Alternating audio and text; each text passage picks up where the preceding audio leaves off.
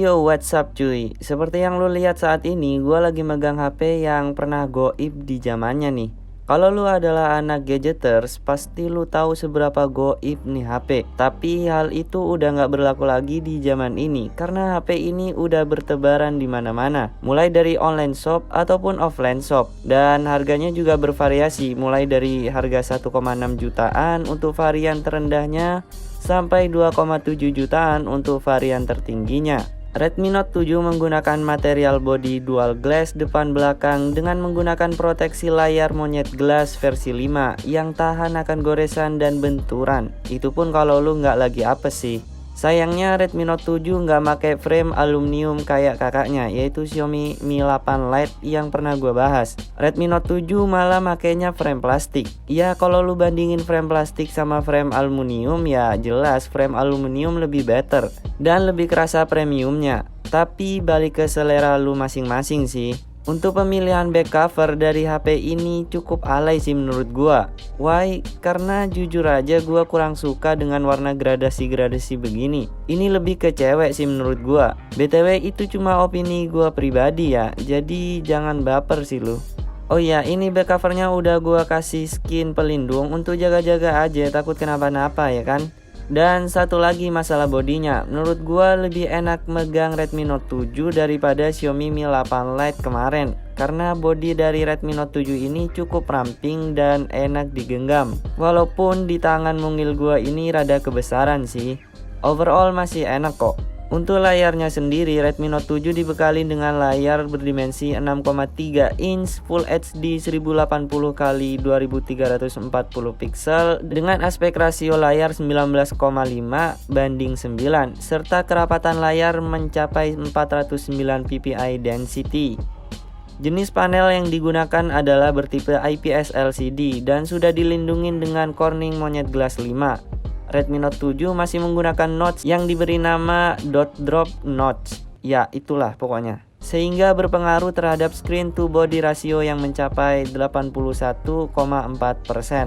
Hal yang kurang mengenakan dari HP-HP murah yaitu adalah dagu yang masih cukup tebal sehingga kesannya kayak HP murahan. Ya, emang murah sih. Kualitas layarnya ya biasa aja sih, nggak cakep dan nggak bisa dibilang jelek juga. Karena sekali lagi harga menentukan kualitas. Anjay.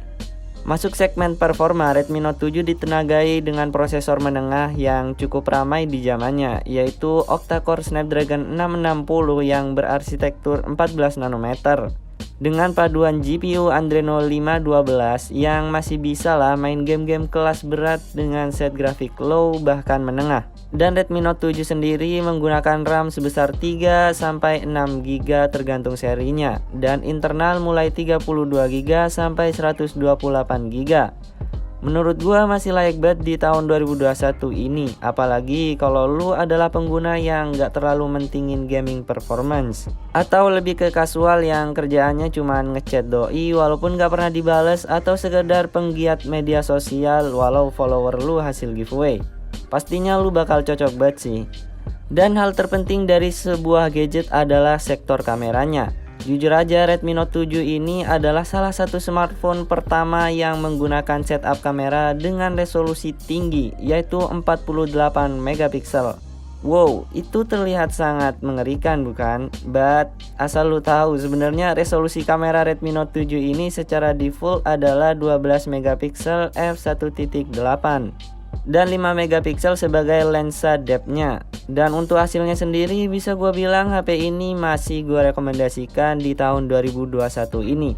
Walau hasilnya nggak sebagus Mi 8 Lite atau satu tingkat di bawah Mi 8 Lite, tapi ini sudah masuk tipe gua kalau ngelihat dari segi harganya. Gambar yang dihasilkan warnanya lebih ke warm, dynamic range-nya cukup lah, kontrasnya juga cukup dan saturasinya rada sedikit di up sih, tapi gue yakin lu pasti suka dengan hasil yang kayak begini.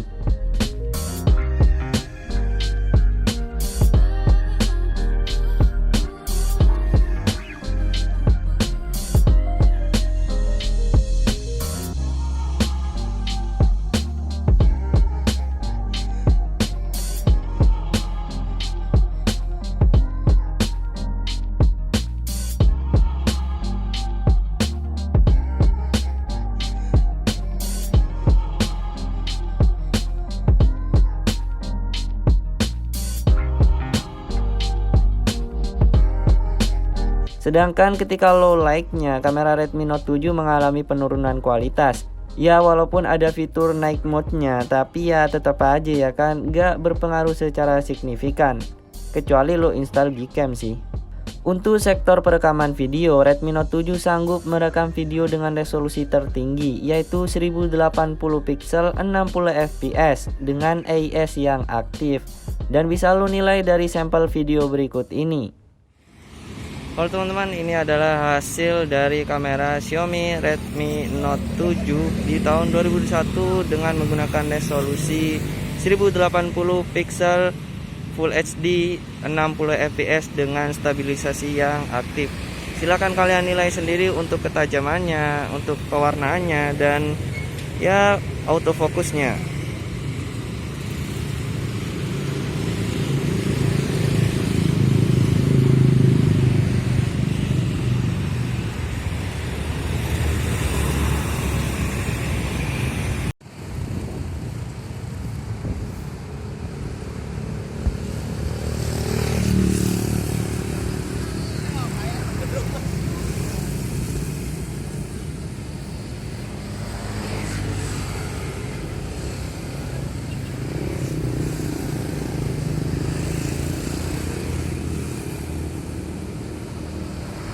Adapun kamera depannya, Redmi Note 7 dibekalin dengan resolusi 13 megapiksel f2.0 serta perekaman video hingga 1080p 30 fps. Dan hasilnya ya gini aja. Sedangkan perekamannya menurut gua rada hancur sih karena terlalu overexposure. Tapi wajar aja ya kan, HP murah. Halo teman-teman, ini adalah hasil perekaman dari Xiaomi Redmi Note 7 dengan menggunakan kamera depan dengan resolusi Full HD 1080. Dan menurut gua ini skin tone-nya nggak real ya, agak-agak kusam gimana gitu ya, agak lebih ke pucat untuk warnanya. Jadi menurut gua ini biasa aja. Untuk harganya itu luar biasa sih. Selain hal-hal amazing yang gua sebutin di atas, Redmi Note 7 ditanamkan baterai 4000 mAh guna menunjang aktivitas harian lu. Selain screen on time yang nyenengin, ternyata Redmi Note 7 juga dibekalin dengan fitur fast charging quick charge 4.0 18 watt. Ini dikarenakan Redmi Note 7 sudah menggunakan port Type-C, jadi ngecasnya nggak lama-lama amat. Sekarang masuk ke segmen kesimpulan. Apakah Redmi Note 7 ini masih layak dijadikan sebagai daily driver di tahun 2021? Sebelum lu ambil kesimpulan, ada hal yang perlu lu ketahui dari kelebihan Redmi Note 7 ini. Di antaranya Redmi Note 7 udah pakai back cover kaca dengan desain yang menurut gua sedikit feminim. Udah punya IR blaster yang fungsinya kepake banget ketika lu kehilangan remote TV, AC, asal bukan kehilangan dia. Anjay. Selain itu ada juga port audio jack 3,5 mm agar lu nggak perlu beli converter lagi buat nyolok headset or headphone. Oh iya, Redmi Note 7 juga punya fitur splash resistant. Jadi ketika Redmi Note 7 lu kehujanan nggak bikin deg-degan. Ingat ya, kehujanan, bukan diajak nyelam. Untuk sistem keamanan, Redmi Note 7 pakai fitur fingerprint konvensional dan ini tipe gue banget sih. Di sisi kamera juga gue bilang lumayan bagus lah. Perekaman video juga oke dengan 60 fps nya, dan yang terakhir baterai yang mumpuni dan udah fast charging juga. Namun kelemahan Redmi Note 7 juga ada cuy. Di antaranya masih pakai frame plastik, kamera depan yang B aja, layar yang masih punya dagu tebal. Dan mungkin itu aja yang gue temuin kelemahannya. Dan pada akhirnya lagi-lagi Redmi Note 7 masih gue rekomendasiin dengan alasan harganya yang udah turun cuy. Apalagi buat budget pelajar, pasti oke banget. Oh iya, Gcam di Redmi Note 7 ini cakep banget loh. Coba lu cek dah link di pojok kanan atas. Gue Ibnu and see you next time. Boom.